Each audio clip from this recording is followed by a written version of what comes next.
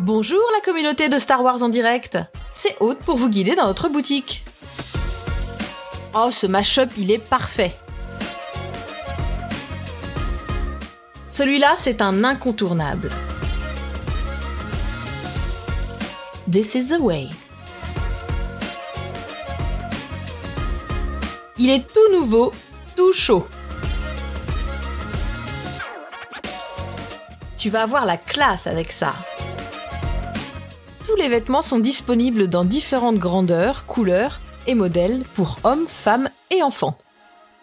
Visitez notre boutique et merci de votre soutien.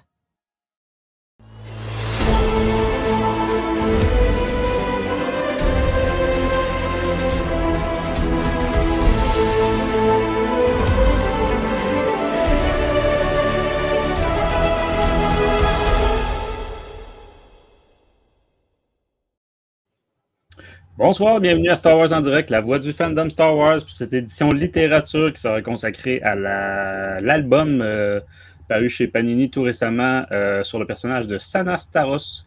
Donc ici Francis en direct de Québec et comme à notre habitude ces derniers temps, je rejoins Jean en direct de l'autre bout du continent. Ça va bien, Jean? Ça va bien, ça va bien. Bah, j'aimerais bien te dire que ça va bien, mais je sais pas si on le voit là, Tisane, voix un peu enraillée. Je crois que ma voix a décidé de faire un cosplay de James Earl Jones, là, tu vois. Ah oui, c'est pas loin. Dis donc, non, je suis ton père. Ah, est-ce que tu le fais quand t'es enroué? On le fait tous. Non, tu vois, on le fait tous. C'est peut-être juste toi, Jean. Ah ben, écoute, je le fais à chaque fois que je suis enroué. Du coup, ça me surprend qu'avec 4 enfants, tu l'aies jamais fait. Ouais, non. Puis mes enfants savent que je suis leur père. C'est assez évident. La ressemblance est pas fortuite. Bref, voilà, aujourd'hui, on est là pour parler de Sana Starros. Avant d'aller plus loin, on vous rappelle de rejoindre le groupe, notre partenaire littérature, donc Star Wars Littérature Québec. Hein, pour ceux qui ne connaîtraient pas encore, groupe Facebook, discussion, il y a des petits podcasts aussi de l'équipe. Bref, venez jaser avec nous, que vous soyez du Québec ou non. Et un petit WhatsApp rapide, Jean? Oui, d'abord le WhatsApp. Alors, WhatsApp littérature, on continue toujours, tu sais, la saison 2 de Mandalorian en comics, là. Ça commence mal. Ah oui, non, ça commence très mal. Comme ça sera évacué, parce que c'est toujours aussi nul que la saison 1, hein, c'est toujours gentil. Et c'est le truc qui est énorme, c'est qu'ils ont mis un deuxième dessinateur, on en avait déjà parlé, mais qui est aussi, non, je dirais pas aussi nul que gentil, mais qui est quand même très nul. Pas aussi nul, mais quand même nul. Du coup, c'est marrant, ils mettent tous les dessinateurs pas ouf sur ce comics, et puis voilà, quoi, c'est vraiment... il reste moche, du coup, comme comics, donc c'est pas intéressant. Non, ce qui est plus intéressant, par contre, c'est... on a fini avec ma petite, là, les épisodes 14 à 19 de la série jeunesse Young Jedi Adventure. Les aventures des petits Jedi, je crois, en français que ça s'appelle. Ouais, je me souviens plus de la traduction, sur Disney+. Voilà. Pour Disney+, voilà, et voilà, mais c'est super, enfin, pour la cible, quoi, pour les tout petits de 6 ans, c'est parfait, quoi, et même pour les grands, les grands de 30 ans aussi, c'est pas mal.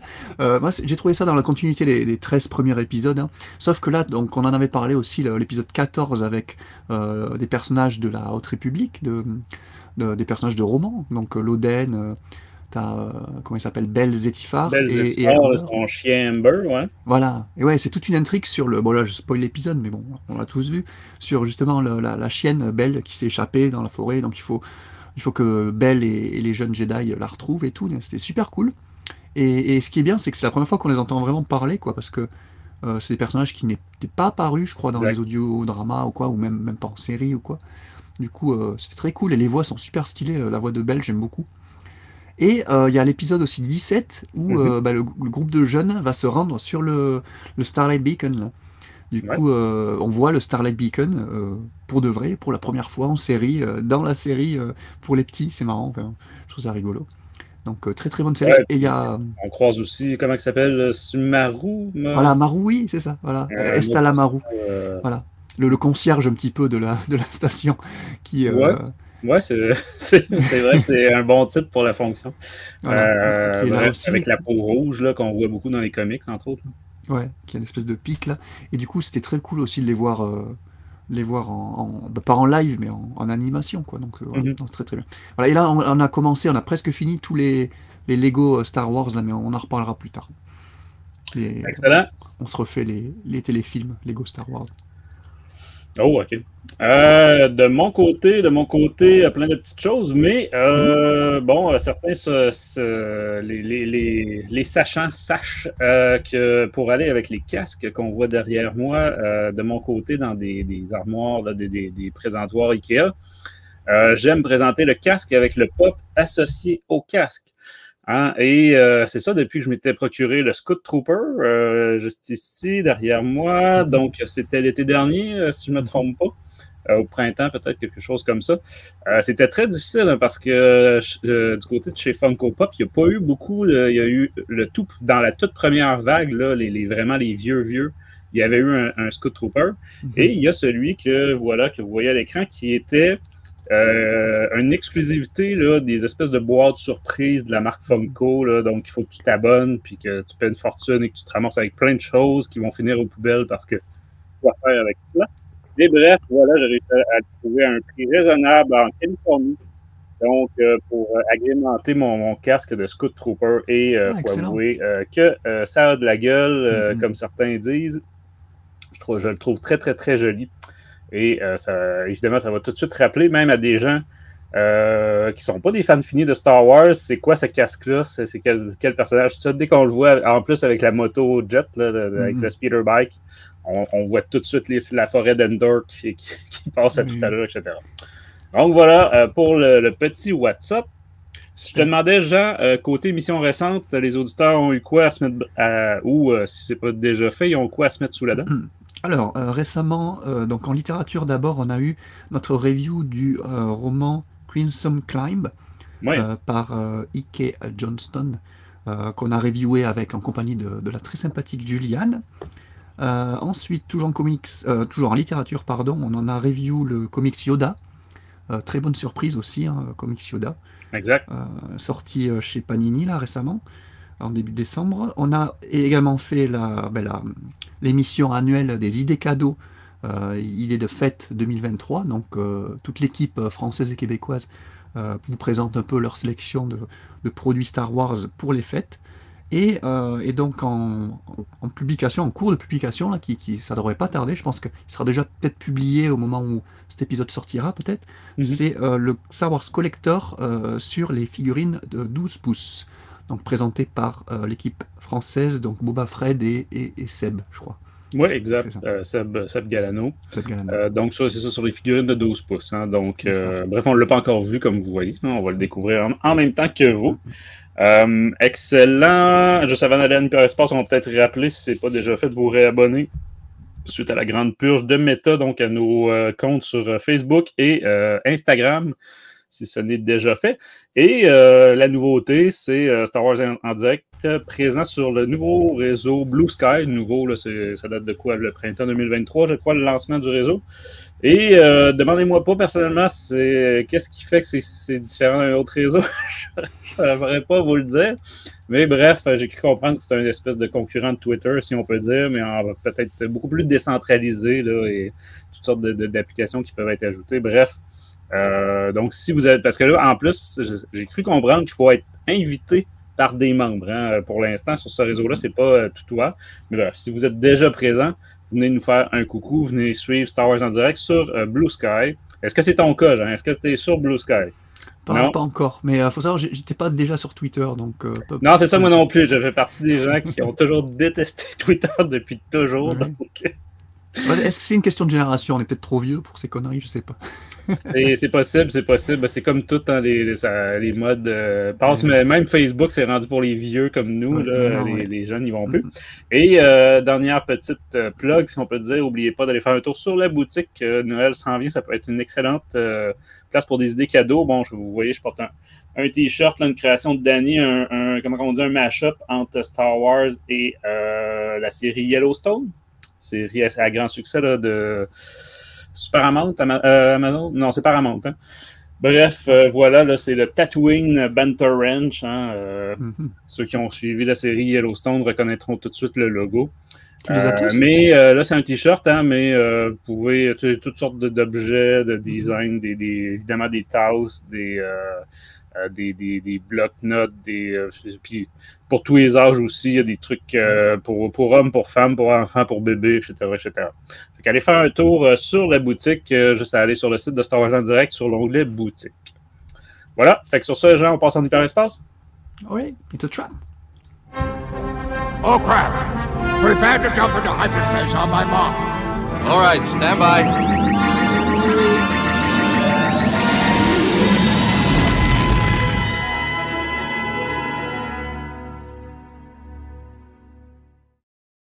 De retour de l'hyperespace, donc comme j'ai mentionné en intro, on est là pour parler de Sana Staros, donc la mini-série Marvel, une mini-série de 5 numéros sur un personnage que peut-être certains de nos auditeurs n'ont pas la moindre idée. C'est qui ça? On parle de Star Wars, les gars, c'est toujours Star Wars. C'est un personnage, ouais, et en fait, on peut faire l'historique très très rapide. Hein. C'est un personnage qui est apparu dès le lancement du canon. J'ai le premier album ici, là, donc de 2015. Je pense qu'il est apparu dans le 4e numéro et ça avait fait un point, comme on dit, comme certains disent à l'époque, parce qu'elle était tout de suite, elle se présentait comme la femme de Han Solo. Hein, donc, de la wife, la femme. Et là, on voit la réaction de Leia et de Han Solo qui dit « Oh non! » Donc, voilà. C'est comme ça qu'il est apparu Sana Staros.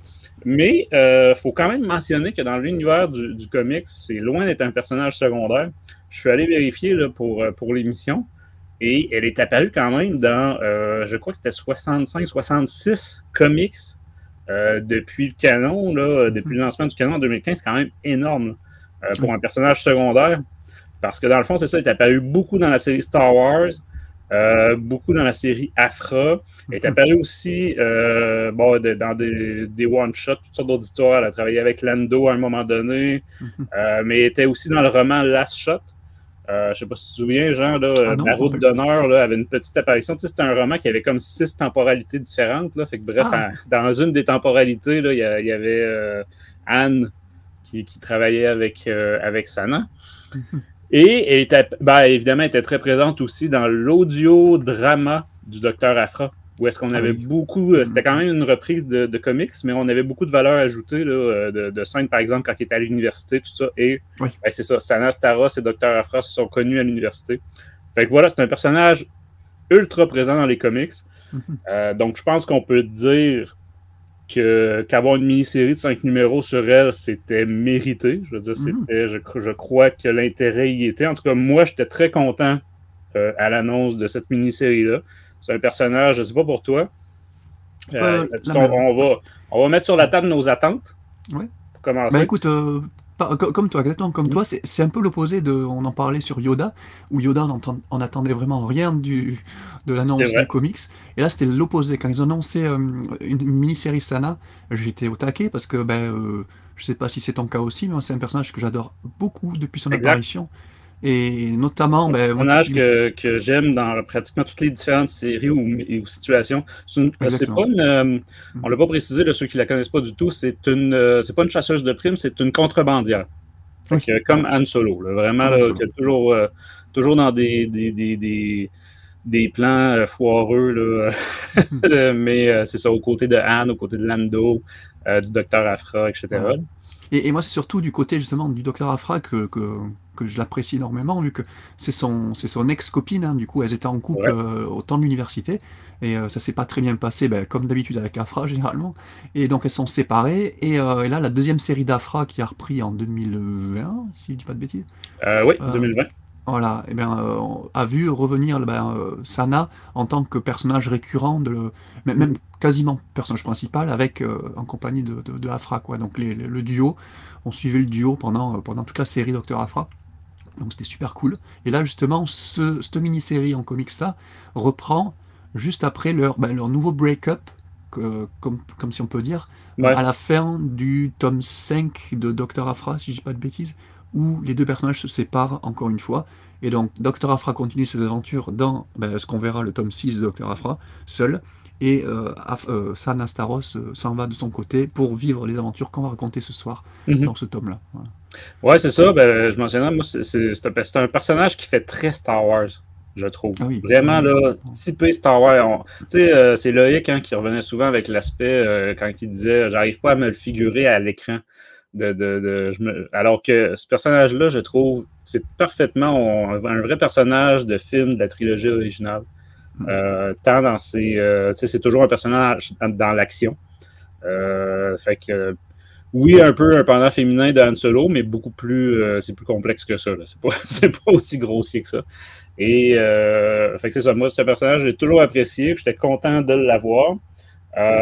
Donc, on va voir si nos attentes sont remplies.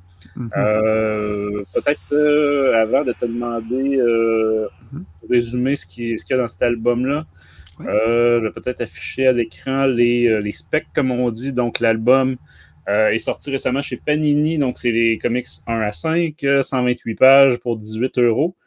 Ça se passe en plus 3, donc on est en même temps là, en parallèle des autres séries ongoing. L'auteur, c'est Justin Ireland, qu'on connaît bien, entre autres, de toute la Haute République. Et le dessinateur, c'est Pere Pérez, un nouveau dessinateur dans le petit monde de Star Wars. C'est un Catalan, si j'ai bien lu, là, de Barcelone. Yes. Donc, on montrera son style un peu plus là, tantôt à l'écran. Et au niveau des couleurs, on a J. David de Ramos et en équipe avec Dono Sanchez Almara. Je ne sais pas si c'est des Catalans aussi ou des Espagnols. En tout cas, bref, je n'ai pas vérifié. Et au niveau des couvertures, on les montrera aussi. C'est Ken Lashley et Juan Fernandez, si je ne me trompe pas. Là aussi, bon, bref, on reparlera après des styles. Si je te demandais, Jean, de nous faire un petit résumé... À mon avis, c'est quand même un résumé qui se fait relativement vite là, de cette mini-série-là. Oui, que 5 numéros. Donc, on entame le tome en finissant une mission de casse de Sana. D'ailleurs, j'aime bien ce genre d'intro, tu sais, la Indiana Jones ou la James Bond, ou même la Pirate des Caraïbes. Ouais, on commence dans l'action. Là. Voilà, et on commence sur une aventure qui termine, qu'on n'a pas vécue. Ça donne du corps au personnage et un côté vivant au personnage. Je trouve ça bien. Donc là, elle finit cette mission-là, et juste après, elle va se rendre sur Ocean Prime. Mais alors, pas le Ocean Prime qu'on connaît de l'épisode 7, plus un endroit plus reculé de la planète, plus campagne, on va dire, pour y retrouver sa grand-mère, Théa. Elle y rencontre aussi donc, le reste de sa famille, on l'a pas dit, mais le tome s'appelle Family Matters en anglais, donc la famille compte, et du coup, on va rencontrer un peu tous les membres de la famille Staros, donc sa grand-mère Théa, sa cousine Arisha, qui est enceinte de son impérial de mari. Là, on ne sait pas encore qu'il est impérial, le mari, mais voilà. Et sa tante Mevera. Donc on apprend que Sana a un frère aussi, un frère jumeau d'ailleurs, mais pour elle, il est mort. Hein. Sous-entendu, il a fait un truc qu'elle ne lui pardonne pas. On ne sait pas encore ce qu'il a fait, mais bon, on a ça. On apprend plein de trucs. Dans le premier numéro, c'est vraiment le background de Sana. On apprend que sa mère est morte juste après sa naissance, apparemment, et que son père l'a élevé seul, Sana et son frère. Donc Sana sent qu'il y a un truc pas net au sein de la famille, il y a une espèce de secret familial entre elles, là. Et là, bam, l'habitation se fait attaquer par des Stormtroopers et l'Empire, et la cousine avoue que c'est son mari, qui est impérial donc, et que c'est lui qui attaque la base. Donc il embarque sa femme et ordonne d'exploser la base des Staros. Sana, sa tante et sa grand-mère vont donc s'armer et partir à la poursuite de la cousine. En plus de ça, la tante veut récupérer un artefact cher à la famille Staros aussi, que l'Empire a en sa possession. Ensuite, on a dans le vaisseau du mari, donc tu as la cousine Arisha, elle n'en peut plus de son mari, il est ultra protecteur, ça plus le fait qu'elle est enceinte jusqu'à la gorge. Ouais, c'est ça, les hormones travaillent. Le vaisseau voilà. Qui est une corvette, comme on avait, avait introduit la série et le jeu Battlefront 2. Ah, ok, excellent. Une corvette impériale là, en espèce de pointe de flèche, là. Donc, qu'on avait aussi évidemment dans le roman qui était rattaché à Battlefront 2, là, mais bref, vaisseau très stylé que j'ai toujours bien aimé. Très très bon. Et c'est un vaisseau qui est apparu dans le jeu en fait, qui a été créé pour le jeu. Ouais. Ah, excellent. Donc les Staros, donc le reste de la famille à la poursuite de la cousine vont se faire attaquer par un chasseur de primes. Là. Elles vont vite fait s'en débarrasser. Et là, la grand-mère, elle va raconter l'histoire de l'artefact des Staros, qui est une espèce de petit cube qui renfermerait des recherches de Avon Staros sur des cristaux.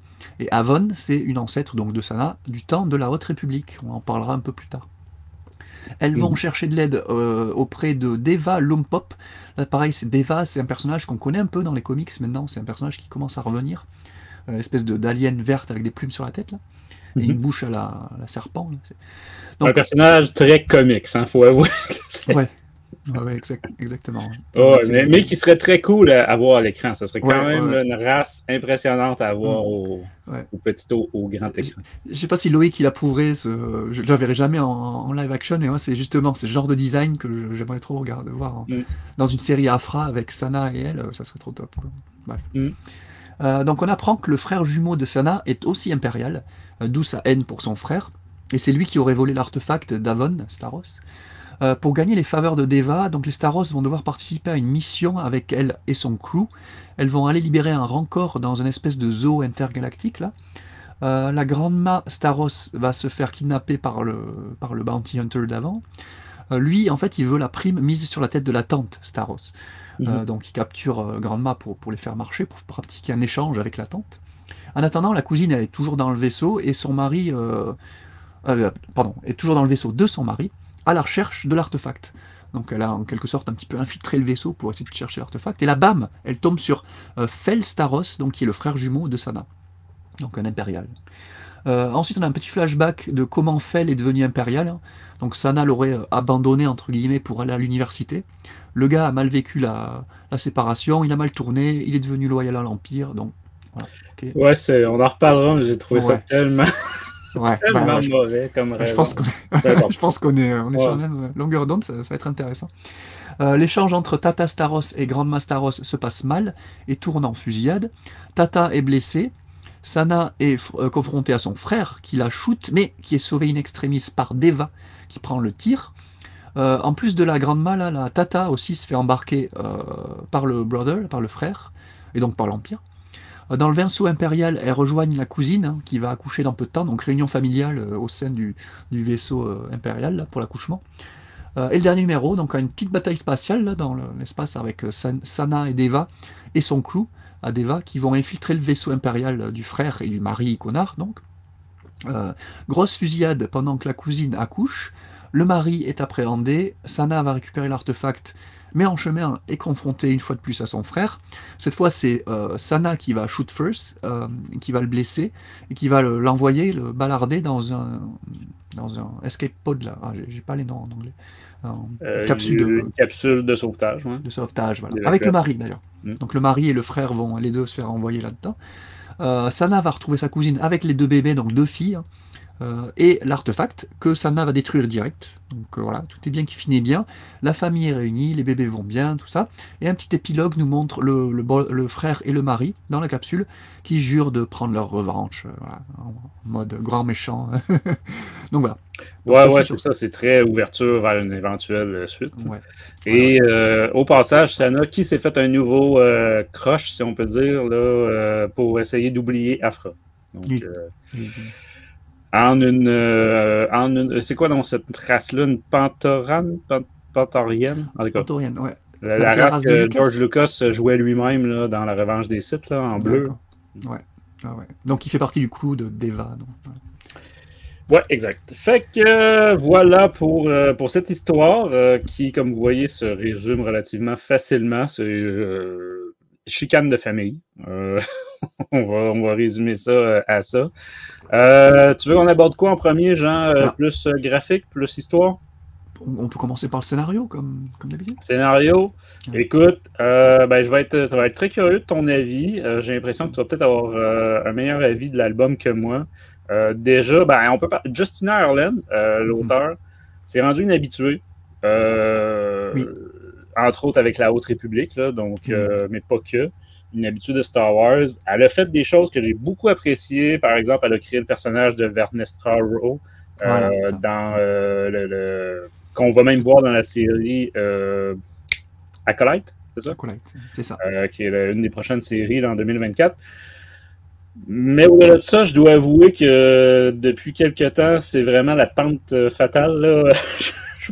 C'est vraiment là, chaque œuvre me déçoit une après l'autre. Il faut avouer aussi que c'est une artiste, une auteure, quand on l'écoute par exemple en entrevue ou sur, par exemple dans le Star Wars, comment ils appellent ça, High Republic Show là, sur YouTube, bref, des entrevues comme ça. C'est quelqu'un qui veut faire passer des messages.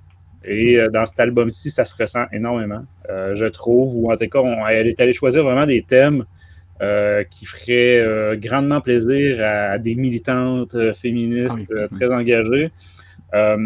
C'est pas caricatural, c'est pas surchargé, etc. Mais moi, c'est des thèmes que je me dis, est-ce que c'est ça que je veux déjà dans Star Wars? Est-ce que c'est... tu sais, on parle de relations toxiques, la cousine avec son mari impérial, évidemment, c'est une caricature de méchant, là, tu sais, il tue carrément sa belle famille dès le départ, là, tu sais, il essaie de tuer tout le monde. Mais, puis c'est ça, là, tu sais, qui est enceinte, la maternité, la grossesse, etc. Fait que tous des thèmes que, personnellement, quand que je me plonge dans Star Wars, c'est pas vraiment pour me plonger dans ces thèmes-là, de un. Et de deux, le personnage de Sana Starros, moi, je l'identifiais à, justement, pas du tout à ces thèmes-là, pas du tout. Là, on est dans son espèce de quotidien familial. En plus, tu as mentionné rapidement, je peux la remettre à l'écran, l'histoire de la famille qui est très riche. Hein? La famille est très présente à l'époque de la Haute République. Entre autres, la petite jeune qu'on voit à l'écran, là, qui est une... Comment dire, une Stark presque, là, comment dire, une ingénieure, c'est ça, ultra douée, mais que la mère est sénatrice, va trahir la République, fait que bref, c'est ça, un rôle assez proéminent dans la Haute République. Et là, c'est ça, on ramène, tu sais, fait que le fait qu'on retrouve cette famille-là, je trouvais ça quand même digne d'intérêt, mais très rapidement, j'ai trouvé qu'on était là, et c'est une... Il n'y a aucun homme dans toute la famille, tu comprends? C'est que des femmes. Et là, on apprend que y a un membre de la famille méchant, c'est l'homme de la famille. Mais là, comme tu as dit tantôt, sa raison de trahir la famille, c'est que Sana Starros, sa sœur jumelle, est allée étudier à l'université. Donc, elle l'a abandonné, entre guillemets. Là. Mais tu comprends que la relation frère-sœur entre des jumeaux peut être plus importante que, par exemple, ce que j'ai connu avec ma sœur. Là. Mais tu sais, de là à virer complètement là, impérial et devenir là, le méchant et même contribuer à la capture de sa cousine. Puis non, c'était un peu j'ai trouvé ça là, tellement facile au niveau scénaristique, tellement absurde que, bon, ça m'a un peu... mais ça fait comique, c'est revirement de situation, là, comme un soap opéra, justement, là, tu sais, pam pam pam, je suis ton frère jumeau démoniaque. Très, très soap opéra, c'est vrai que là, oui. Moi, c'est ça. Quand il arrive des choses comme ça, alors là, c'est jumeaux, méchants, là, tu sais, démoniaques, tout ça. Moi, j'associe ça tout de suite à la parodie de soap opéra qu'on avait au Québec qui s'appelait Le cœur a ses raisons. Ceux qui n'ont jamais écouté ça, là, avec Marc Labrèche, Anne Dorval et compagnie, là, c'était à mourir de rire et c'était tous les clichés qui étaient parodiés, là. Justement ça, le jumeau démoniaque, etc. Là, mais bon. Au-delà de ça, j'ai essayé, je l'ai relu, là, c'est ça pour l'émission. J'ai essayé d'y retrouver des choses qui m'auraient peut-être échappé, des choses originales. C'est sûr que c'est des thèmes originaux pour du Star Wars, dans le sens qu'on n'avait pas eu ça, là, la grossesse, et puis tu sais, Mais est-ce que ça nous manquait, ça? C'est ça, je me demande. Toi, comment t'as trouvé l'histoire, là? Un petit peu comme toi, quoi, en demi-teinte, quoi. Moi, je dirais Island, un peu comme toi, parfois elle arrive à des sommets comme le Test of Courage, là, et donc la création de Vernestra. Out of Shadows, j'avais beaucoup aimé, où justement Avon Starros apparaissait pour la première fois, là. C'est très très cool. Mais par contre, tu vois, elle continuait avec Mission to Disaster dans l'autre République, où c'était les mêmes personnages que Test of Courage, mais c'était vraiment pas fou, quoi. Pareil, son Spark of the Resistance en dehors de l'autre République, j'avais vachement d'attentes en lisant ce bouquin et j'étais très très déçu. Par contre, son manga Edge of Balance, c'est excellent. Enfin, tu vois, c'est up and down, quoi. Pass of Defeat, évidemment, qui est excellent pour moi, mais ça, c'est des œuvres qu'elle a fait en collaboration, donc elle était pas vraiment tout seul. Maintenant, on dirait que c'est toujours ça, hein, toujours en collaboration. Avec les mangas, c'est assez habituel là, dans la Haute République, mais c'est ça, souvent, là, c'est avec Tessa Gratton. Ouais, c'est ça. Fait que là, en tout cas, c'est quoi la part de Tessa Gratton et de Justina Harlan? Quand c'est des auteurs en collaboration comme ça, c'est dur de dire, OK, ça, c'est le style de telle personne, vu que c'est une équipe. Je sais, mais même le processus créatif, je serais curieux, en fait, qu'on m'explique comment des auteurs, tu sais, c'est pas comme une collaboration sur quelque chose de documentaire, tu sais, où... Là, c'est carrément... je sais que pour les scripts, à la télé, au cinéma, tout ça, c'est très commun. Mais ouais, dans un roman, il me semble que c'est ça. Mais bref, dans ce cas-ci, on sent que... je sais pas comment ça s'est fait, si, comment dire, ils lui ont offert de faire cette mini-série-là, ou si c'est elle qui est arrivée avec l'idée. Oui, c'est intéressant de savoir. Ouais. Mais ça, comment dire, on sent tout de suite que c'est elle. On reconnaît tout de suite ces fameux thèmes, ces fameux messages qu'elle veut passer. Oui, parce que Ireland, c'est une militante féministe et pas que, donc très, très active. Hein. Je savais déjà avant de commencer la série, mais c'est vrai qu'en lisant le tome, tu dis que oui, elle a mis tous les thèmes possibles et imaginables dans le comics. Moi, ça m'a pas dérangé en soi. Dans un sens, j'étais content qu'elle n'ait pas mis trop d'aspect racisme, tout ça, parce que c'est quelque chose qui était très, très impliqué avec le Black Lives Matter aux États-Unis, tout ça. Ouais, mais dans Star Wars, c'est pas quelque chose qu'on est habitué d'avoir. Voilà, mais ça n'a pas sa place dans Star Wars. C'est plus avec les aliens, d'habitude. Voilà, c'est plus Star Ward. Ouais. Puis tu as tellement de variations de couleur de peau et même d'apparence dans les membres sentients, comme ils disent, que le racisme... Il n'y a pas vraiment de racisme... au sein de Star Wars. C'est le racisme anti-alien, mais ça n'empêche pas certaines personnes de... Même si ça ne fait pas de sens, n'oublie pas qu'ils ont fait des liens, par exemple, avec Serret et Terret, là, dans la Haute République, là, c'est comme si c'était l'équivalent de non-binaire en être humain, là, alors que c'est des aliens, bref.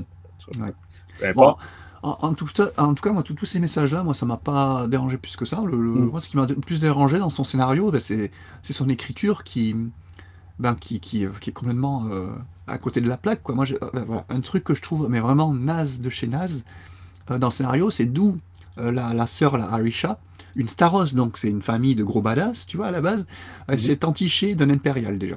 L'Impérial. Ah ouais, mais tu vois, leur relation, j'y croyais, mais vraiment pas du tout, quoi. La façon dont il la traite, elle est ultra tu disais, c'est caricatural au possible, quoi. Ouais. C'est vraiment le mari toxique, mais au summum. Je me mêle-tu dans mes souvenirs? Il me semble qu'on a une page ou quelques cases de flashback de quand elle l'a connu, elle savait pas que c'était un impérial au début. Voilà, ils se sont rencontrés dans une cantina, ils ont dansé ensemble. Voilà, elle a flashé sur ça, il était gentil avant. Voilà. C'était un peu le cliché, quoi, il était gentil avant, et en fait, c'est un gros con, quoi, vraiment. Et moi, on n'est pas dans le subtil, là. Ah ouais, non, c'est vraiment, tu détestes du début à la fin. Et justement, moi, quand je la voyais, les dialogues entre les deux, moi, je comprenais pas comment une femme aussi intelligente qu'Arisha se fout avec un gros connard comme lui. Bon. Ça, c'est blocage direct. Oui, parce qu'elle est présentée comme quelqu'un de. Alors que Sana avait tendance à foncer beaucoup plus, puis Arisha est présentée comme comment dire, la sage entre les deux. Elle peut poser, ouais. Elle est posée, et puis voilà, elle a eu le temps de se marier et d'avoir des enfants avec. Bon. Du coup, ça fait un petit moment qu'ils doivent se connaître avec ce. Des fois, les choses arrivent vite, genre. C'est vrai, effectivement. À Las Vegas, par exemple, là, ça peut aller très vite. C'est ça. Ils sont allés au Las Vegas de ça. Ils sont allés à Canto Bight. Voilà, exactement. En tout cas, donc voilà, ça, et puis même le début, tu vois, ça commence par l'introduction de sa famille, pourquoi pas, j'ai envie de dire, mais j'ai pas compris pourquoi le gars, donc l'impérial, là, attaque la base de sa femme, au risque de la buter, tu vois, il fait exploser l'entrée ou je sais pas quoi, qui te dit que sa femme, elle était pas dans le couloir juste à côté, et qu'il aurait blessé sa femme ou ses gamins, quoi. Enfin, j'ai pas compris, quoi, ça a aucun sens, tout le début du truc, et pourquoi tant de haine avec, alors, la belle-mère, je comprends, parce que les relations, belle-mère, beau-fils, ça peut arriver, j'imagine. Mais pourquoi il veut buter, pourquoi il veut exploser la base sans raison, quoi. Enfin, vraiment, j'ai pas compris. J'ai pas compris pourquoi il fait ça. Je pense que c'était de faire une marque très, très claire là, de voici les gentils, c'est la famille qu'on suit dans cette histoire-là, et voici les méchants de l'histoire. Vraiment, clair. Blanc ou noir, je pense que c'est tellement pas subtil que ça peut pas être autre chose qu'un choix. On s'entend que c'est un choix de l'auteur. Faut avouer que c'est une auteure qui, généralement, fait plus du stock, si tu me permets l'anglicisme, fait plus des œuvres jeunesse, même très, très jeunes. Je ne parle pas juste young adulte, vraiment jeunesse. Où est-ce que, justement, tu rentres beaucoup moins dans le profond et un peu plus dans le facile à comprendre. Voici les gentils, voici les méchants. C'est un peu ça ici. Là. Ah oui, complètement. Et puis, Oui, parce que j'ai pas compris, parce que ouais, la cousine le suit et elle obéit au doigt à l'œil. Enfin, Mhm. c'était vraiment bizarre. Et il y a pas que ça. Donc, tu parlais aussi de la relation avec le frère, et là, pareil. Donc, le frère, ok, qu'il soit impérial, c'était intéressant. Le fait de savoir que Sana a déjà un frère, je crois que c'est la première fois qu'on fait mention dans le canon, là, Mhm. et qu'elle lui parle plus parce que voilà, il est impérial, elle veut plus lui parler, pas de souci. Mais tu t'en parlais là, la façon dont il turn dark, tu vois. Enfin, ta sœur va faire des études. Enfin, je sais pas, fais quelque chose de ta vie, gars, quoi. Enfin, Ouais, je ouais, trouve ça ridicule, quoi. Enfin, il a fait quelque chose de sa vie, apparemment, mais c'est à cause d'une dépression qu'il est devenu impérial, quoi. Et ça, pareil, c'est résumé en une page. Et ouais, j'ai trouvé ça un peu ridicule. Ça, pareil, toute la relation entre la Staros, la cousine, et l'impérial, je reviens là. Pareil, j'ai pas compris. Donc, le gars a son spaceship. Il a tout un crew à sa botte, hein, c'est lui le chef du spaceship, et il Mhm. utilise son ship vraiment pour satisfaire sa femme. Donc déjà une femme qui a l'air de quand même de Ouais, l'aimer, ouais, vraiment comme il une va quand même... croisière, presque, Ouais, là. voilà. Et donc il utilise toutes ses ressources de l'Empire pour aller visiter les planètes, pour lui faire montrer. Nanana. Et puis Mhm. en plus la femme a des requests, tu vois, elle veut aller voir cette planète-là parce qu'elle a un plan, machin. Et Mhm. puis lui il va réfléchir au truc et dire ouais, pourquoi pas et tout. Et donc on est quand même... Ouais, Enfin, mais je vois ce que tu veux dire. Effectivement, je me suis posé la question aussi. Il y a un côté, mettons, un gradé impérial qui va secourir sa femme. Évidemment, il va la ramener sur Coruscant ou peu importe, là. Mhm. Mais là, effectivement, tout l'équipage a l'air habitué, a l'air de trouver ça normal d'avoir une femme enceinte en robe qui se Ouais. promène dans les C'est- couloirs là, au Ben travers ouais, des c'est vrai que... soldats casqués, là, tu sais, ouais. les Stormtroopers en pleine alerte de combat. Ou en tout cas, je suis d'accord avec toi que je sais pas, quand je réécoute la trilogie originale, j'ai rarement vu des civils Ben, c'est en ça. partant là, déambuler dans les. À part quand on est, par exemple, sur Bespin ou des places. Mais tu sais, quand on est dans des vaisseaux de guerre ou dans des. Ben oui. Mais bon, Ça m'a ça. surpris, ouais. Enfin, le décalage était surprenant parce que, ben, après, voilà, c'est bien d'innover, d'avoir des Mhm. trucs nouveaux dans Star Wars, tout ça, mais c'est vrai que ce pan-là, d'avoir justement une femme enceinte dans un vaisseau impérial pendant le duty du gars, enfin, pendant qu'il travaille, quoi, en gros, ça m'a surpris, quoi. Donc, ouais, non, niveau scénario, moi, Ireland, c'est pas ce qui m'a emporté le plus dans ce tome-là, ça c'est sûr. Bon, par contre, je retiens deux trois trucs positifs quand même dans le scénario, Ouais, vas-y. vite fait. Bah, déjà le flashback de Avon Starros, donc Justina Ireland, donc elle ramène ce personnage de Test of Courage. C'est celle Mhm. qu'on voit sur la couverture de Test of Courage. Tu vois, on va vers Nestra et au fond on voit une petite blague avec ses lunettes. C'est elle, Mhm. Avon Starros, à l'âge qu'elle a, elle a 12 ans, dans le roman jeunesse, je pense. Mhm. Donc le tout premier roman jeunesse de la phase 1, qu'on vous conseille de lire, il est génial. On n'a pas fait de review hein, parce que c'était en jeunesse, mais nous on avait adoré ce petit Ouais. roman là. Et voilà, ça j'ai trouvé ça extrêmement cool qu'elle fasse le lien entre la Haute République et la trilogie originale via les Staros, justement. Parce que nous, dès qu'on a lu ça dans le roman Staros, direct, tu avais le lien, quoi. Mhm. Et voilà, donc ça. J'ai aussi beaucoup aimé le retour du personnage moi, de Deva Lompop. Moi, j'adore ce perso, j'adore son design. Je trouve ça complètement Ah ouais. hallucinant d'avoir ça. Ben, c'est coloré. Oui, oui, c'est. Et je ne sais pas si on le voit sur certaines des images que j'avais uploadées, mais c'est une race là, que la mâchoire ouvre Ah ouais, d'une façon démesurée, là, ouais. au point que ça fait étrange, en fait, quand il y a des scènes d'action. Peut-être sur la couverture, Sur la je couve, crois ouais, qu'il est sur le deuxième. Ouais, on voit un petit peu, là, c'est on caché voit, par ouais. son épaule. C'est ça. Mais c'est ça, t'as la mâchoire qui ouvre vraiment grand. Là. Mm, mm. C'est ça. Et, ouais, c'est Ouais, c'est intéressant, quoi. tout un personnage. Ouais, donc ça c'est très cool. C'est pareil, c'est un personnage qui a été créé par Ireland, comme quoi elle a quand même des bons points, tu vois. Elle a créé des Oui. bons persos qu'elle a créé c'était le one shot Jabba the Hutt là qu'on avait beaucoup aimé. Et depuis elle réutilise un peu partout et c'était cool de la revoir. Moi j'ai beaucoup aimé la relation Sana avec son frère quoi. Voilà, le fait qu'il soit impérial c'était quand même une petite surprise. Ouais, voilà. La raison on n'y revient pas, très très naze. Euh, Par contre, voilà, le moment où il surprend Sana, pour convaincre la cousine d'accompagner à la fac, tu vois, je trouve pas ça déconnant, tu vois, ce sont deux jeunes femmes du même âge, elles se disent, allez, bah vas-y, on va à la fac ensemble, là. Donc la fameuse université d'archéologie où Sana rencontrera Afra plus tard, et je trouvais pas ça déconnant que deux jeunes femmes décident de leur avenir et laissent un peu le frère de côté, mais voilà, de là à le plonger dans une... Enfin bref, j'y reviens plus. Donc, mais voilà, leur petite relation, il y a quelques cases qui m'ont bien aimé, leur espèce de petit combat qu'ils ont dans l'épisode 4 et 5, c'était pas mal. Quand il lui sort j'aurais dû te tuer à l'intérieur du ventre de notre mère, tu vois, et que Sana est vraiment touchée. Voilà, c'est quand même violent comme truc, quoi. Et donc Sana, ça se voit sur son visage, elle est un peu deck, quoi, parce que même si elle dit détester son frère, c'est quand même son frère, tu vois, et puis ce sont des jumeaux, tu te dis, ils ont quand même un lien spécial, quoi, bref. D'ailleurs, elle décide de pas le tuer à la fin, hein, elle décide de juste le... Voilà, parce qu'elle a quand même des sentiments pour lui, donc c'était intéressant, le petit lien, Sana et son frère, et voilà. Ah oui, bah, c'est pas vraiment un point positif, du coup, je l'ai mis dans les positifs, mais voilà, l'aventure, elle est relativement plaisante à suivre, on va dire. Le coup du zoo, on en reparlera, j'ai pas mal aimé, mais la conclusion est ultra décevante, en fait. Moi, je pensais qu'on allait plus avoir de relations entre Avon et Sana via l'artefact, là, l'espèce de Tesseract Staros, et que dalle, en fait. Sana le récupère à la fin. C'est évacué, là, ouais. Ben voilà, elle crache le truc, et du coup, tout ça pour ça, quoi. Il y aura pas de suite sur qu'est-ce qu'il y avait sur ce cube, pourquoi il était si important, pourquoi les impériaux le voulaient. Et pourtant, c'est des recherches d'Avon, donc ça devait être important, sur des cristaux, donc je sais pas trop, les Kyber Crystals, peut-être, je sais pas. Ouais. Mais c'est dommage parce que ça, c'était justement une espèce de MacGuffin, moi qui m'intéressait, du coup. J'aurais voulu en savoir plus, et non, on saura jamais. Voilà, donc c'est dommage. Ouais, non, d'accord avec toi.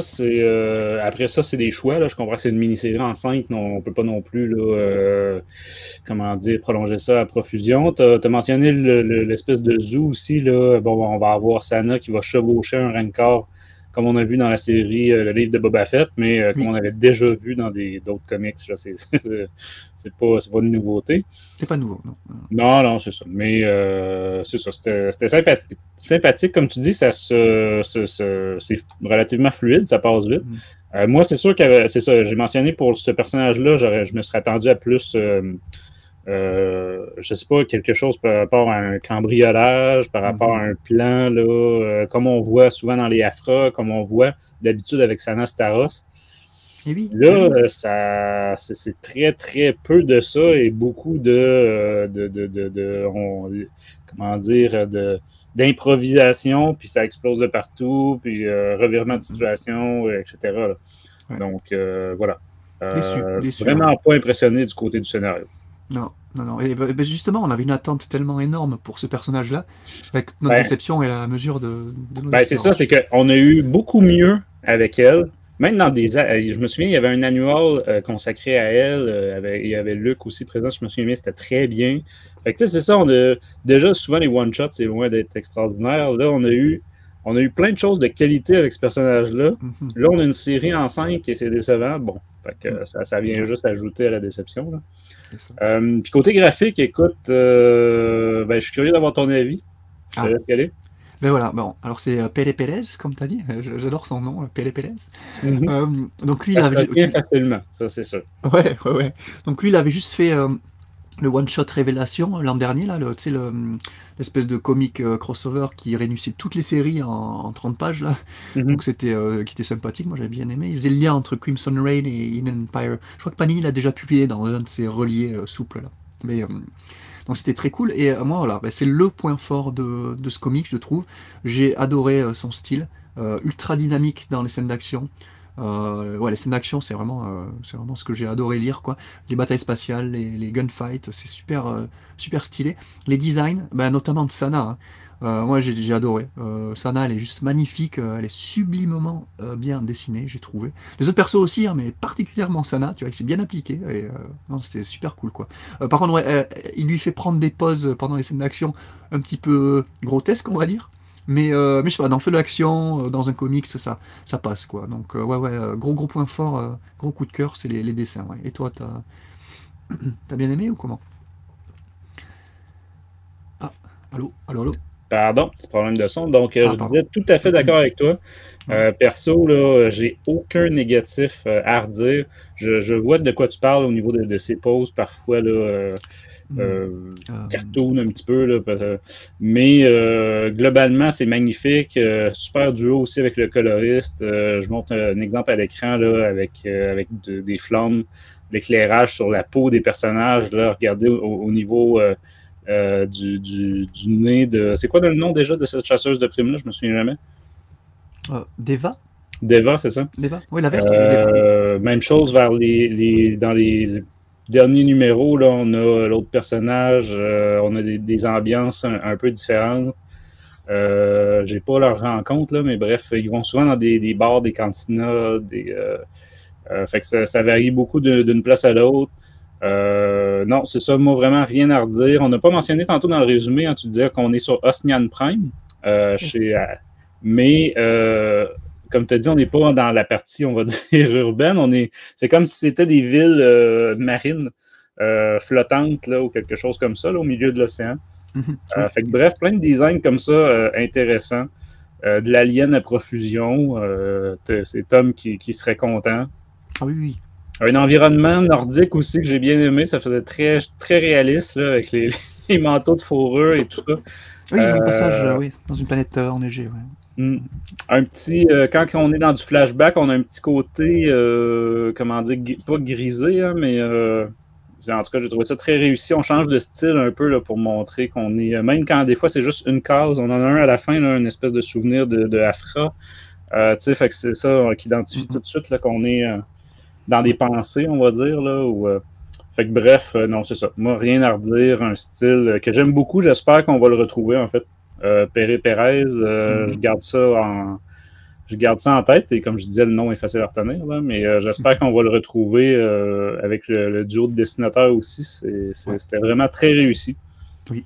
Gros sinon, ouais, non, c'est ça. Visuellement, c'est agréable. Puis, côté couverture, on est passé vite en ouverture tantôt. J'ai trouvé, écoute, qu'il y avait des belles pépites. Ah, super.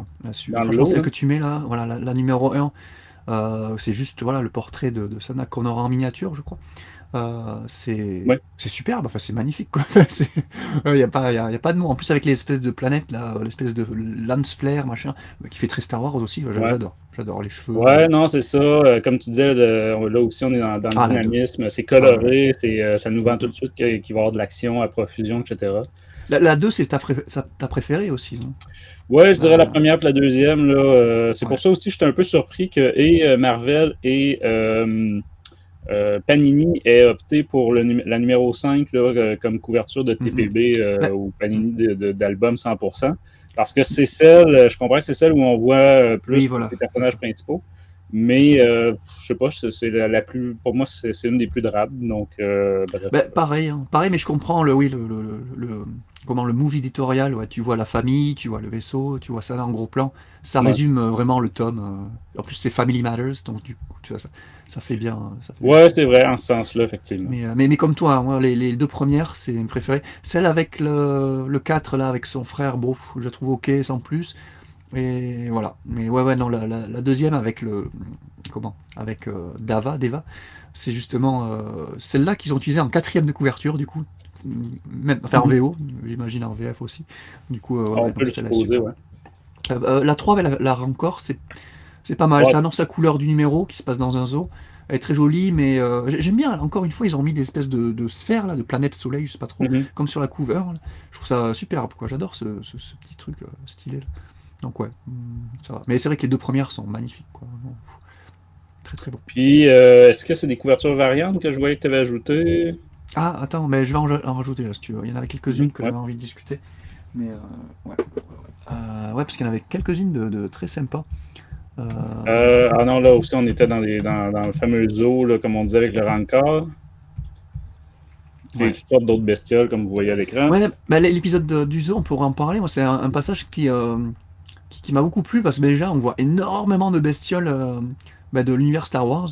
Donc on voit 2 des 3 créatures de l'épisode 2 là, donc la clé, l'espèce de grosse araignée là, et le Nexu qui est l'espèce de petit tigre là, enfin petit, c'est le plus petit des 3, mais c'est un énorme tigre. Il y a pas l'espèce de rhino là, mais c'était très cool de les revoir. Il y a le Varactyl qui sont l'espèce de lézard qu'Obi-Wan chevauche dans l'épisode 3. Il y a les sirènes qu'on voit dans l'épisode 8, il y a les Mynock qu'on voit dans l'épisode 5 quand le faucon est dans le verre de l'espace là. On a la mention des Ice Gators. Les Ice Gators, pareil, c'est ce qu'on voit sur la couverture d'un des bouquins de Justin Ireland, c'est Mission to Disaster, où tu vois Vernestra se battre contre des alligators bleu ice, quoi, bleu glace. Donc ça, c'est très cool. Et il y a quoi d'autre? Ah oui, il y a le géant, l'hydre, là, le fameux hydre que tu montrais justement, un Rackslite, qu'on avait aussi dans le zoo de Valo. Dans The Rising Storm, on se rappelle, il y avait une espèce de grande foire avec un zoo avec plein de créatures qui s'échappaient quand le Nil attaquait, et il y avait cette espèce d'hydre énorme, là. Voilà, ça c'était cool. Et il y a même des... C'est quoi ah, j'ai oublié le nom, j'ai pas le nom. Les chouettes de Dave Filoni, là. les condors. Les purgils. Je sais plus, les petites chouettes qui se baladent, qui sur l'épaule d'Ahsoka. Qui est associé à Ahsoka. Voilà. Donc il y a ça aussi. Donc ouais, il y a tout plein de... Alors voilà, ça c'est génial, t'as plein de créatures, c'est super. Donc ils vont faire un casse dans un zoo où ils vont faire s'échapper le rancor. Et là il y a une case, voilà, la séquence pour moi elle tombe totalement à plat quand Sana doit s'enduire d'urine de rancor pour l'approcher en toute sécurité en fait. Et alors je comprends l'intention du scénario, ça fait sens, tu vois, pour pas que le rancor l'attaque et l'apprécie. Mais là la case où je vois Sana s'asperger d'urine, je sais pas, moi il y a un truc qui a bloqué encore une fois. Je trouvais ça tellement dommage pour ce personnage. Qu'est-ce que tu fais, Justina, là? Et en plus, c'est ce que les chasseurs font pour pas se faire repérer en forêt. Ouais, non, mais encore une fois, oui, ça fait sens, mais je trouve ça naze, parce que juste après, je me dis, mais pourquoi Deva, elle chevauche pas le truc? Parce que Deva justifie le fait que elle, voilà. Donc elle lui dit, le rancor reconnaît et n'attaque pas un prédateur. Donc ce que Deva doit être pour le rancor, un prédateur. Donc c'est pour ça que le rancor ne va pas attaquer Deva. Mais du coup, pourquoi Deva? Tu montes pas le rancor, et c'est toi qui le maîtrise pour éviter qu'il attaque Sana. Et pourquoi tu fais faire ça à Sana? Là, j'ai pas aimé ce passage du tout. Mais bon, c'est un détail. Bref, on a digressé, c'est ça, parce qu'on était parti vite sur la fameuse séquence du zoo. Mais si on revient justement aux couvertures variantes, là aussi, il y avait des petites pépites. Et on voit à l'écran la fameuse silhouette caractéristique de Sana. Ça, c'est Sarah Pikeli, je crois, qu'il a fait. Je crois. Et qui est utilisé, mais pas tout à fait ça. Mais à chaque numéro, là, la page, on va dire, où est-ce qu'on a les crédits. L'auteur, etc., le dessinateur, tout ça, là, il y avait cette silhouette-là en simplifié, évidemment, dans 2 couleurs. Elle est superbe. Elle est superbe. Il y en a une de Peach Momoko, à chaque... tu vas t'en rappeler cette autrice, là, parce qu'à chaque fois j'en parle, mais là je suis un peu déçu, hein, parce que c'est elle qui fait celle-là, là, je te la montre. Oh, pardon, excuse-moi. Donc voilà, c'est la seule qui ne montre pas Sana, mais la grande main, alors la cover est jolie. Le niveau artistique, c'est joli, mais c'est dommage qu'elle n'ait pas fait une Sana. J'aurais beaucoup vu une Sana par Peach Momoko, mais bon, c'est dommage. Mais c'est pas grave. Et il y a ah ouais, celle de Bustos et Rosenberg, c'est celle avec Afra en fond, que j'aime bien. Qui est là. Sauf, voilà, c'est dommage parce que je trouve qu'ils ont raté les visages. Les visages d'Afra et de Sana, surtout, c'est pas ça. C'est dommage parce que. Mais Sana, effectivement. C'est dommage parce que j'aime bien l'intention de. Parce qu'en fait, Sana, pendant tout tu l'as montré, hein, pendant tout le tome, de temps en temps, elle se rappellera Afra et t'auras Afra dans quelques cases flashback comme ça. Et comme quoi, elle peut pas encore l'oublier parce que leur rupture est encore récente. Donc, j'adore ça. Tu as des petites romances comme ça, j'adore. Et c'est là qui est très belle aussi, qui est de l'artiste Jen Bartel, je crois, qui est très sympa aussi. Donc bon, des bien belles variantes cover. Mais ça vaut pas la 2, la régulière numéro 2 ou la première. Ouais, non, c'est ça. Des fois, comme je disais, des petites pépites, mais n'empêche que les choix étaient très bons là, de l'équipe Ken Lashley et Juan Fernandez qui ont fait les signatures de la série. Fait qu'écoute, somme toute, Jean, si je te demandais de noter sur 20 cet album de Sana Staros. J'allais dire premier album dans le sens que on a quand même une fin vraiment clairement ouverte sur autre chose, sur une suite. Mais pour l'instant, il n'y a rien annoncé. Fait que c'est une mini-série en 5. Là. Mais bon. Bon, fait que, une petite note sur 20, là? Oui, ben écoute, je suis un peu embêté là parce que j'avais mis cette note là, donc je te dis pas de suite parce que je suis en train de réfléchir là. Parce que contrairement à Yoda j'avais mis juste un 16, tu vois, alors qu'il y en avait beaucoup plus, et là en fait c'est l'effet inverse, tu vois, j'avais vachement d'attente pour ce tome là, et j'avoue avoir été un petit peu déçu à la lecture de ce tome là. Il y a quelques fulgurances, hein, moi les histoires de la famille Staros, pourquoi pas, ça m'a pas inintéressé, mais ça m'a pas passionné plus que ça. Le gros problème, c'est que j'ai eu zéro émotion pendant tout Ouais. l'épisode, quoi. À part, ah ouais, c'est quand même joli, c'est joliment dessiné. À part ça, voilà. Alors que même Yoda avait des petites pics d'émotion là qui m'ont bien plu. Là, il y a aucun perso secondaire, ben, notamment de sa famille, hein, qui m'a procuré aucune émotion. Il y a Deva, Ouais. voilà. Heureusement qu'il y a Deva qui remonte un petit peu le niveau. Elle est un petit peu faux folle et j'aime bien ça. S'il y a un passage avec Deva et Sana, par contre, j'ai pas du tout aimé. C'est quand elle se fout sur la gueule dans la neige, justement, là. Quand Deva essaie de lui faire avouer quelque chose ou l'énerver. J'ai pas compris, ça dure 4-5 pages. C'est long, c'est chiant, j'ai pas compris. Et du coup, Ça sert absolument à rien. Ouais. ouais, ça sert à rien. C'est juste pour Donc, montrer que c'est des têtes brûlées, les deux. ouais, voilà, peut-être. Ouais. En tout cas, moi, bah, j'avoue avoir bien aimé la thématique féministe, clairement, que Justina Ireland, pardon, qui, on l'a dit, est une fervente féministe, a clairement posé ici, quoi. Les méchants sont tous des hommes, alors que ce soit le mari, le frère, mais aussi le Ouais. chasseur de primes, sont tous des hommes. Et tous les héros sont en fait des héroïnes, hein, jusqu'au personnage tertiaire, tu vois, même l'alien bleue, on disait, elle est. Ben voilà. Et quasiment, je crois que tout le crew de Deva est féminine, quoi. Ah si, il y a Hondo Onaka qui fait une petite apparition furtive à Oui. l'époque, hein. Là aussi, je me suis dit, mais à quoi ça a servi? Vraiment, là, tellement Il sert à rien. furtif. C'est vraiment caméo, quoi. Mais bon. Voilà, donc voilà. Mais le côté crew de personnages féminins, moi j'aime bien. Ça, j'ai beaucoup aimé. Enfin, ça m'a pas dérangé, hein, comparé. Enfin, j'imagine que ça dérangera pas mal de lecteurs, mais moi ça m'a en tout cas bien plu. Ah, mais Euh, c'est pas one. Mais je serais pas au point de déranger, je crois. C'est que c'est vraiment pas subtil, ah non, mais c'est pas. C'est ça, là. C'est pas. Je pense pas qu'il y a des gens que ça va rebuter. Ouais. Bon, en tout cas. Et même voir la grand-mère, la grand-mère, de voir un petit peu un personnage vieux, badass, qui a un passé, on voit qu'elle a été snipeuse dans le crew de Deva pendant un moment. Oui, parce que Deva, en fait, c'est un alien, j'ai plus sa race, les Shani, voilà. La race de Deva, c'est les Shani, donc l'espèce de race verte, les plumes et la bouche de serpent, là. Et donc c'est une race qui vit, apparemment comme les Wookiees, très longtemps, parce qu'elle a connu donc la petite Avon Staros qui était jeune à l'époque de la Haute République, elle est toujours là. Elle a connu la grand-mère quand elle était plus jeune, qui travaillait pour elle. Bref, c'est une race qui a une longue longévité, on va dire. Ouais, du classique dans Star Wars, maintenant. Voilà, ouais, c'est vrai que ça commence à faire maintenant. C'est vrai qu'on ait l'inverse, à un moment donné, des races qui vivent moins longtemps que les humains, ça serait original. ouais. Et, mais voilà, voir une grand-mère un peu badass, c'était relativement original, j'ai envie de dire. Voilà. Quoique non, dans Star Wars, t'as quand même Obi-Wan, vieille Obi-Wan. Bref. Et en gros, moi, ce sont les dessins, les couvertures et les caméos et easter eggs. Là. Il y a plein d'easter eggs. Ouais, Là, les références. Ouais. Voilà, les références à la République, les petits liens aux autres œuvres de Justina Ireland. Donc ça, c'était très très cool. Et voilà, Pepe Pérez, là, c'était super. Donc le dessin, c'est ce qui m'a fait donner un... Alors, je me suis arrêté à 15. Je vais peut-être descendre à 14 quand même, parce que le fait d'en discuter avec toi... Écoute, t'es libre, genre, on te jugera pas, là. Ouais, non, mais tu sais quoi, je vais le changer en direct, là. Pam, voilà. Ouais, petit 14, parce que, ouais, non, j'avais mis un 16 à Yoda, et là, je regrette de ne pas avoir été plus haut avec Yoda, mais là, un 15, ça fait un peu beaucoup, surtout qu'on l'a pas mal critiqué. En gros, je mettrais un 10 sur 10 en dessin, et voilà, ouais, c'est ça, et un 4 sur 10 en scénario. Donc, ouais, un petit 14. Ouais.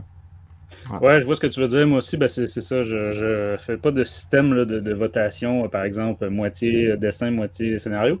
Mais je suis d'accord avec toi, 10 sur 10, 20 sur 20, peu importe, là, pour graphique, c'était très joli. Puis c'est ça. Le scénario, c'est là que de mon côté, ça perd tous ses points. Je gravitais autour du 12. J'étais curieux de voir si tu allais me sortir, par exemple, du positif que j'avais manqué ou mais je pense que c'est ça. Je vais rester sur un 12 sur 20, là, un 60%. C'est ça, grosse déception pour moi au niveau de l'histoire. C'est vraiment là. Et tu sais, des fois,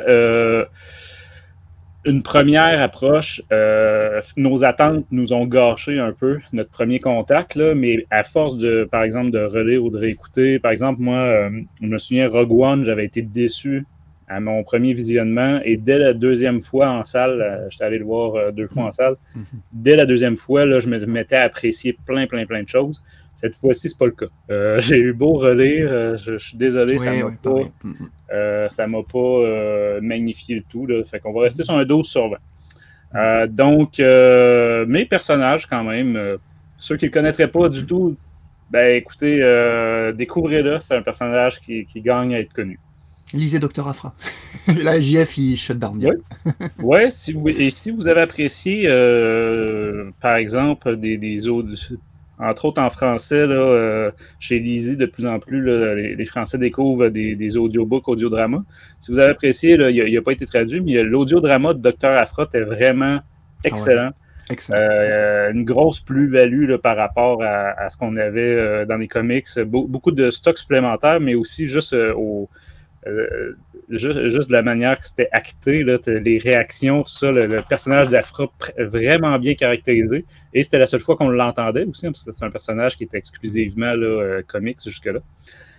Donc, fait que voilà, allez découvrir Sana Starros, ce personnage que j'aime beaucoup, malgré la note un peu faible pour cet album-là. Oui. Fait que voilà, Jean, si je te demandais rapidement qu'est-ce qu'on a au programme pour les prochaines émissions? La prochaine émission Comics, donc nous allons critiquer le tome 6 de la série Dark Vador, ainsi que la mini-série Hidden Empire, si je ne dis pas de bêtises. Et niveau roman... Ouais, le 100%, là, autrement dit, les numéros vraiment de Hidden Empire. Là. Ah oui, si, tu fais bien de préciser, hein, ce ne sont pas les numéros souples là, c'est vraiment le numéro rigide avec la mini-série Hidden Empire.